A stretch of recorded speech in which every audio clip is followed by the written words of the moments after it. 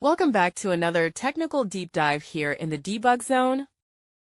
Today we're tackling a big question and breaking it down with insights from other users. Hopefully this clears up some misconceptions and helps you get the answer you need.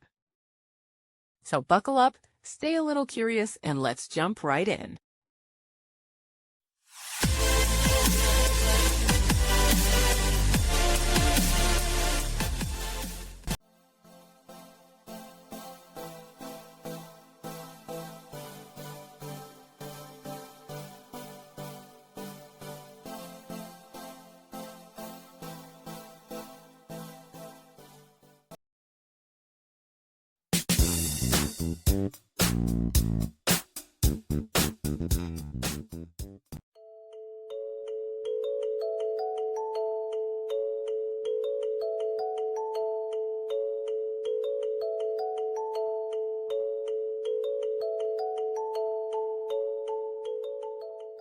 And that's a wrap.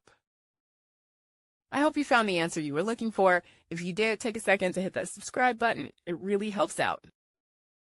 And let me know in the comments which solution worked best for you. See you next time in the debug zone.